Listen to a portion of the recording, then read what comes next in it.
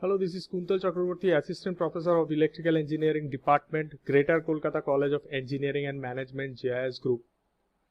I'm just going to discuss an important topic of moving iron instrument.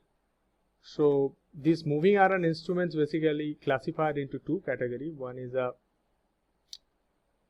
attraction type and another one is a repulsion type.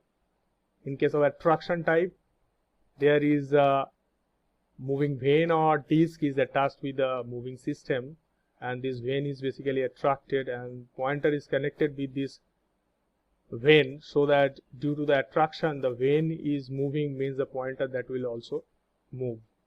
And in case of repulsion type instruments, we have two vane, one is a stationary and another one is a movable, and due to the repulsion of these two vane, one is a stationary and the movable vane that will repel, and due to that the pointer is connected with this system so that the pointer will move into the clockwise direction.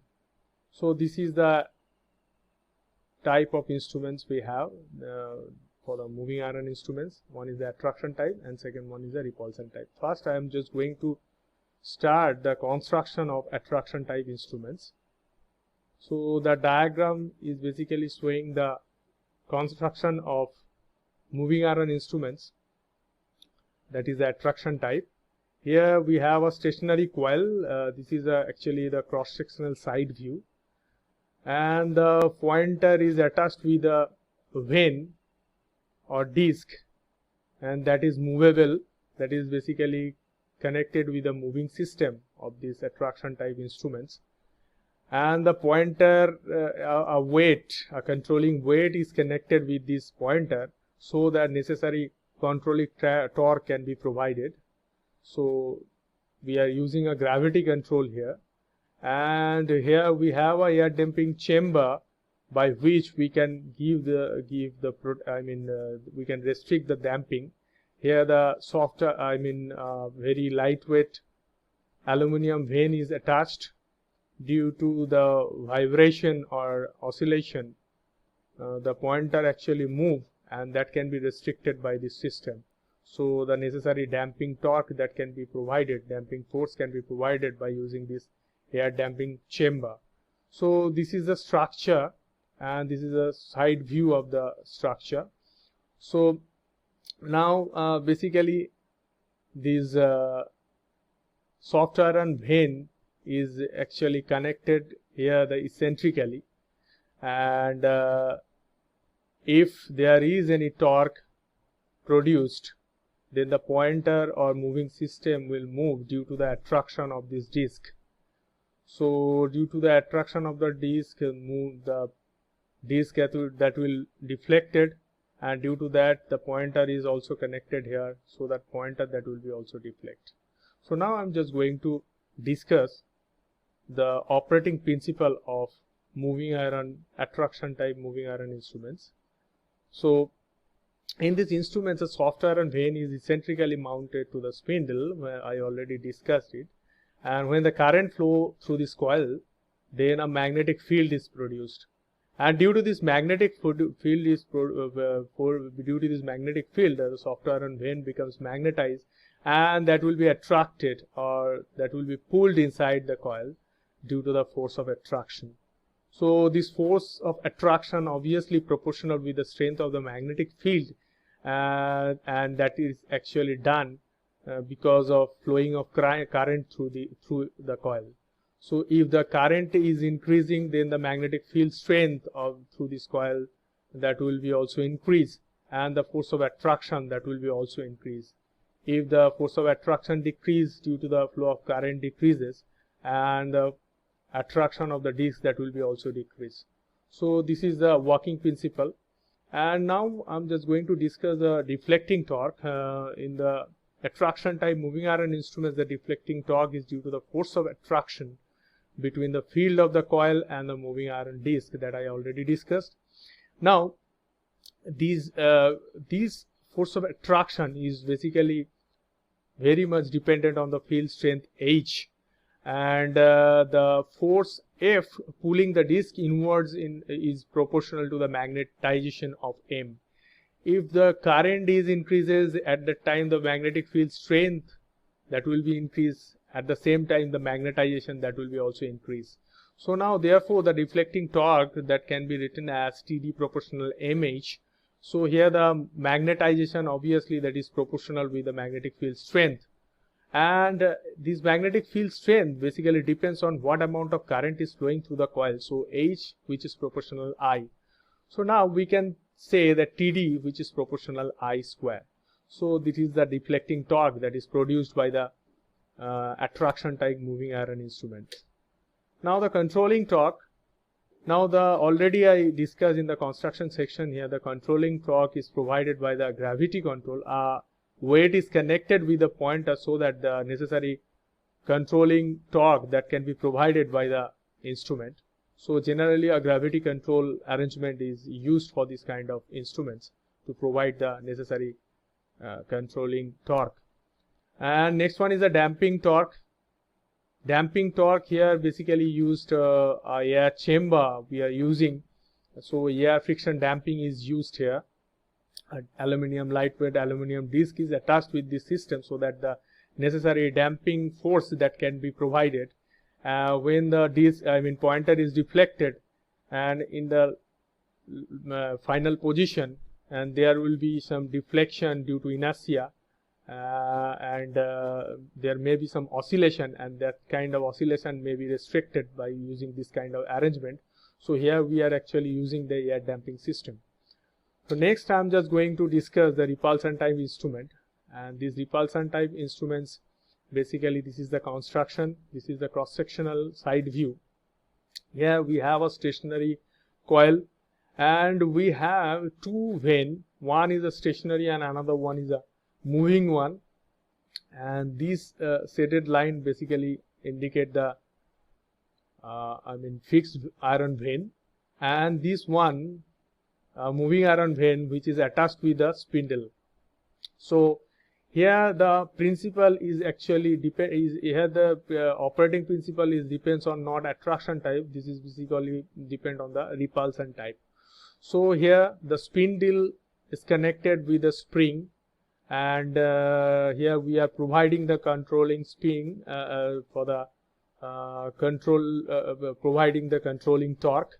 So and here we can use the air chamber for the necessary damping torque. If you want to provide a damping torque, then we can use air friction damping technique. So this is the construction.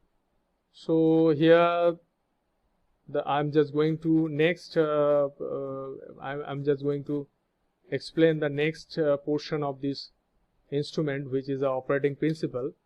Next is the deflecting torque. This deflecting torque is due to the force of repulsion between the two similarly magnetized iron rods or vanes. Therefore, instantaneous torque which is proportional to the repulsive force, and because of magnetization, same magnetized field is produced into the fixed vane as well as the moving vane, and there will be some, that's why there will be some repulsion, and this repulsion that will increase if the amount of current is flowing through the coil is increases, and there will be some magnetizing field strength that will be also increased. Due to that, the repulsion that will also increase. So instantaneous torque that is proportional with the repulsive force, and this repulsive force which is proportional with the product of the pole strengths of M1 and M2 of the two vanes, and pole strength which is obviously proportional to the magnetic field H of the coil, and this magnetic field H again proportional with the current passing through the coil that I already discussed. So therefore the instantaneous torque which is proportional to the Ia square.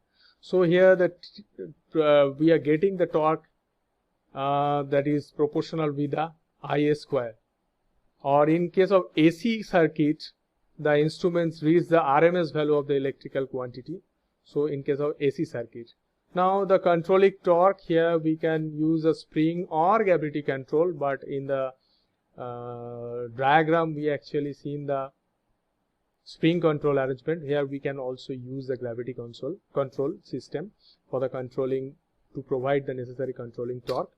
And the damping, here we don't have any permanent magnet, so we cannot use the eddy current damping here, but we can provide the damping. It may be air damping, so we can use the air damping system to provide the necessary damping torque, or we can use. Now this is the operating principle of repulsion type instruments, and I already discussed the construction as well as operating principle of moving iron attraction as well as repulsion type instruments. Now I'm just going to discuss the torque equation of moving iron type instruments. And torque expression can be obtained in terms of the induction of the instruments. From the principle of the conservation of energy, we can write electrical energy supplied, that will be equal to increase in stored energy plus mechanical work done. Means we are providing the electrical energy to these instruments, and due to that there will be some stored in energy as well as the pointer that will be deflected from zero position to another position. So that's why there will be some mechanical work done. So if I amount of current is flowing through the coil whose self inductance is capital L, then the voltage we are providing, that is E, that will be equal to D into Li by dt. So that can be written as I dl by dt plus L into di by dt. Now if we multiply by I into dt in both sides, then obviously we will get some electrical energy. So E I dt, that will be equals to I square dl plus Li di. Now E is equal actually is the voltage that we are providing, and I is the current flowing through this coil, and it is the time. So voltage into current into time, that is the energy that we are supplying, and we are getting the electrical energy supplied as I square dl plus Li di. Now the stored energy changes from half I square L to half I plus di square into L plus dl. If I amount of current is flowing through the inductance, self-inductance L, then the stored energy for this particular system, that will be equal to half I square L. If di amount of current and dl amount of inductance is changing, so that the change will be half I plus di square into L plus dl. Now if we will try to calculate the change in stored energy, then that will be equal to half I square plus 2I di plus di square into L plus dl minus half I square L, and that will be equal to IL di plus half I square dl. Now obviously this equation we are getting, this equation actually we are getting by neglecting the higher order and second order term. So the term associated with the higher order and the second order term, which is very much small, that's why the higher order and second order term, that will be again very much small. So now next we are just going to calculate the mechanical work done. Due to the deflecting torque Td, the d theta amount of angular deflection will be there. So the mechanical work done M, that will be equal to Td into d theta. So we already developed the electrical energy supplied and stored in electrical energy as well as the mechanical work done. So now if we put the value into the equation 1, then obviously we will get I square dl plus IL di, that will be equal to IL di plus half I square dl plus Td into d theta. So now we will get half I square dl is equal to d theta dd into d theta. So Td, that will be equal to half I square dl by d theta. This is the deflecting torque equation. Now as we know, controlling torque, that is proportional with the theta, means angular deflection. Now in steady state position, the deflecting torque, that will be equal to the controlling torque. So now as we know, Tc proportional to theta, so Tc that can be written as k into theta. So now we can replace Td as k into theta. So at that time theta, that will be equal to half into k into I square dl by d theta. So this is the angular deflection. So this is the torque equation of moving iron instruments. Now the application of moving iron instruments. The moving iron instruments that can be used to measure the current means we can develop an ammeter by using moving iron instruments. So this is the ammeter, and the range of the ammeter that can be extended if we connect a shunt in parallel with these instruments. Generally 0.1 ampere to 30 ampere is measured by using MI instruments. Now if you want to expand the range of these instruments, then we have to connect a parallel small resistance in parallel with the meter, so that the excess amount of current that may be bypassed through this resistance, means shunt resistance, and that's why the meter that will not affected by the high amount of current, and that will not burn out or it may not be damaged. So this is the arrangement. So now if we apply KVL in this loop, into this loop, IM amount of current is flowing through this meter, and the meter resistance is RM, and RS amount of shunt is connected here. So IS amount of current is flowing through this shunt. So now if we apply KVL here, then obviously we will get IM RM that will equal to IS RS. So RS is equal RM into IM divided by IS. Here RM that is known to us, and IM that we are getting from the meter. So if you want to get RS, by selecting IS we can calculate the RS, and this amount of RS if we connect in parallel with this meter as a shunt, then the range of the meter that can be extended. So this is the application of ammeter by which we can develop the ammeter and the range of the ammeter that can be extended. Next, the application of moving iron instruments as voltmeter. If we connect a series resistance with the meter, then the meter range that can be extend or expand. This arrangement is basically called the multiplier arrangement. Means if we connect a series resistance in series with the meter, then the voltage range that can be expand, and this is called the multiplier. And from this equation what we will get, IR that is equal to V minus Vm. Basically I amount of current is flowing through this meter, and the same amount of current that will flow through this resistance, because this resistance is connected in series with this meter. So IR that will be equal to the voltage, throughout voltage, that is the V, and the voltage that is through meter, that is the Vm. So the voltage through the resistance that will be equal to IR that will be equal to V minus Vm. So now if we divide both sides by Vm, then IR divided by Vm that will be equal to V minus Vm by Vm. So IR by Vm that will be equal to V minus Vm minus 1. So V by Vm that will be equal to 1 plus IR by IRM. Here the small rm is the meter resistance.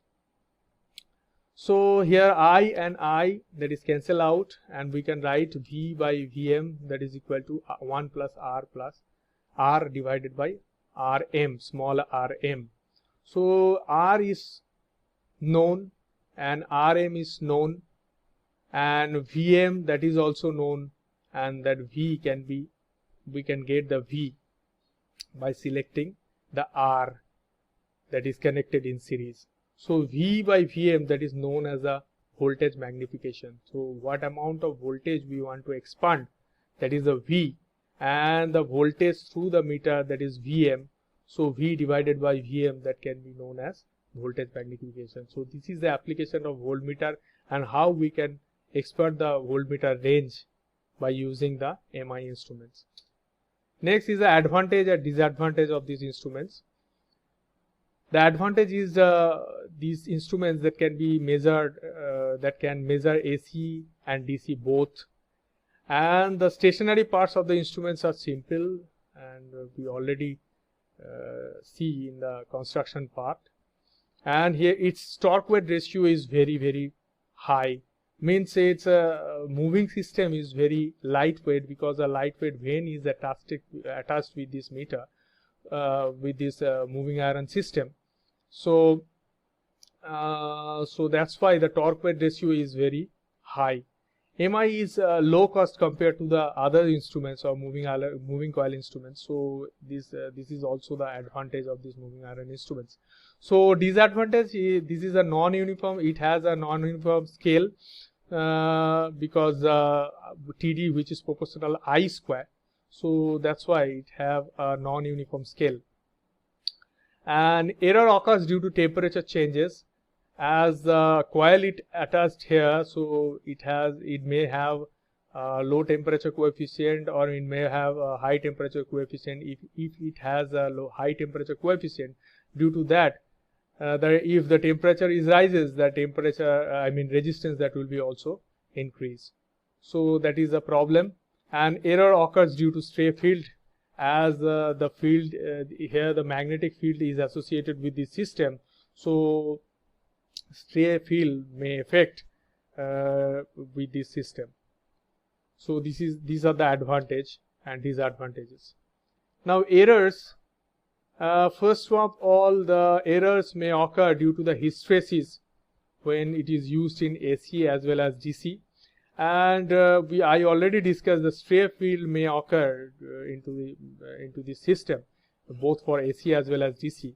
And if you are using to measure the AC, then the frequency that will be associated with that, if there will be some frequency variation, if there is any frequency variation, then there will be some error. So due to the waveform errors occur due to, if you want to measure by using the AC, so there will be some waveform error or waveform effect may occur if you try to measure the AC. So these are the errors. So thank you. So I already discussed all these things that is associated with the moving iron instruments, and that is construction as well as operating principles, as well as different errors, different advantage as well as disadvantages of this moving iron instruments, and the torque equation that I already discussed. Thank you.